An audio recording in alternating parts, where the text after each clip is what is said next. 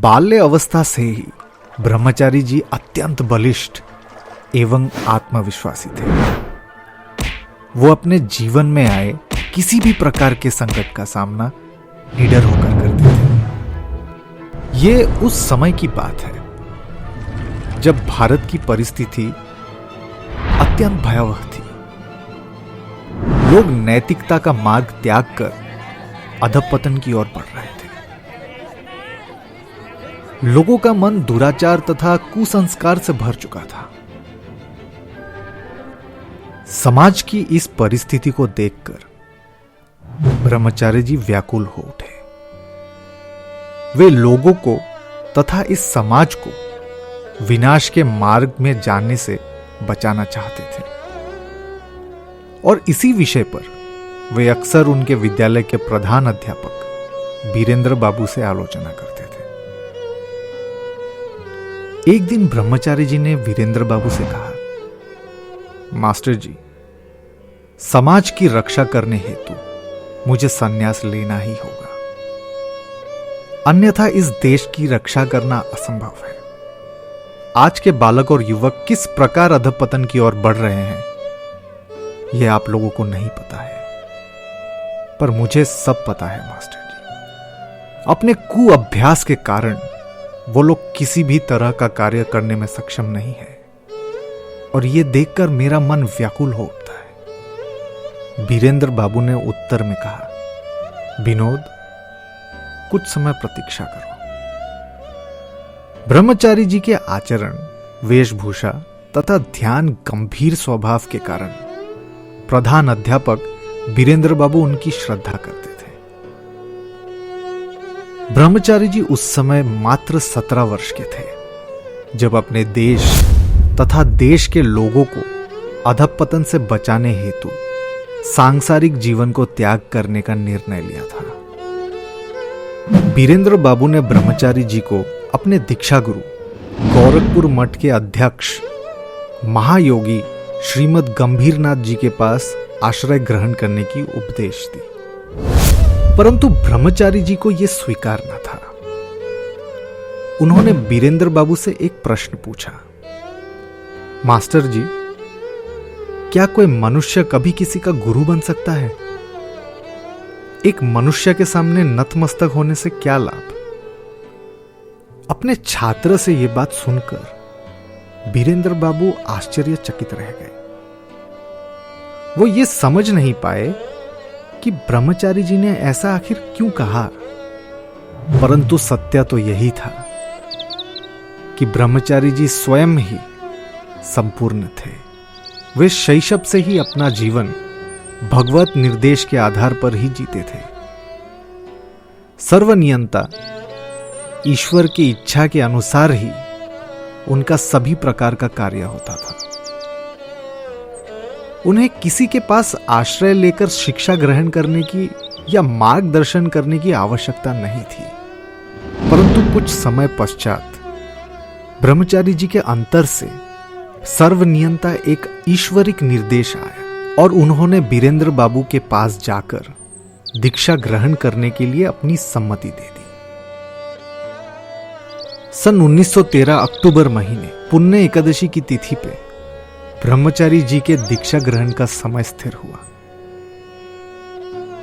उनकी बड़ी बहन हेमांगिनी जी से थोड़े से धन लेकर ब्रह्मचारी जी वीरेंद्र बाबू के संग गोरखपुर के लिए रवाना हो गए। परंतु आश्चर्यजनक बात यह थी कि दीक्षा ग्रहण के समय ब्रह्मचारी जी वहां उपस्थित ही नहीं थे। एक वृक्ष के नीचे बैठकर ब्रह्मचारी जी ये सोचने लगे, अगर सच में वो मेरे गुरु है तो वे मुझे अवश्य अपने पास बुलाकर दीक्षा ग्रहण करवाएंगे। दीक्षा ग्रहण करने के लिए सब विनोद को ढूंढने लगे। तभी गंभीरनाथ जी ने इशारा करते हुए कहा, विनोद वहां वृक्ष के नीचे बैठा है, जाओ वहां से उसे बुला लाओ। जब ब्रह्मचारी जी दीक्षा ग्रहण करने गंभीरनाथ जी के पास आए तो उन्होंने कहा, तुम्हारी साधना तो संपूर्ण ही है, तुम्हें दीक्षा ग्रहण करने की क्या आवश्यकता? गंभीरनाथ जी अपने योग दृष्टि से विनोद के भविष्य जीवन की भगवत निर्दिष्ट कर्म लीला को प्रत्यक्ष किया। उन्होंने विनोद को परम स्नेहपूर्वक दीक्षा दान किया। ब्रह्मचारी जी को संन्यास लेने की इच्छा थी। उन्होंने जब इस विषय में गंभीरनाथ जी से आलोचना की, तब उन्होंने ब्रह्मचारी जी को इसके लिए अनुमति ना दी और कहा कि संन्यास लेने का यह उचित समय नहीं है। दीक्षा ग्रहण करने के पश्चात ब्रह्मचारी जी पहले से भी ज्यादा शांत रहने लगे तथा अधिकतर समय साधना में लीन रहने लगे। बाजितपुर लौटने के कुछ दिनों बाद ही ब्रह्मचारी जी वापस गोरखपुर चले गए। वहां मठ में एक फल फूल का बगीचा था, जहां एक आम के वृक्ष के नीचे बैठकर अधिकांश समय ध्यान में ही मग्न रहते थे। वे भोजन ग्रहण करना भी भूल जाते थे। तब उनके गुरु किसी एक व्यक्ति के हाथों उनके लिए भोजन भिजवाते थे। ब्रह्मचारी जी के विशाल बलिष्ठ शरीर एवं स्वास्थ्य तथा कर्महीन जीवन को देख मठ के अधिकतर साधु उनसे ईर्ष्या करते थे। एक दिन अचानक एक साधु ने ब्रह्मचारी जी से कहा, तुम इस मठ में रहते हो, यहां का भोजन ग्रहण करते हो, परंतु मठ के किसी भी कार्य में तुम्हारा किसी प्रकार का योगदान नहीं है। परंतु यहां के सभी साधु इस मठ के कार्य में अपना योगदान देते हैं। क्या तुम्हें लज्जा नहीं आती?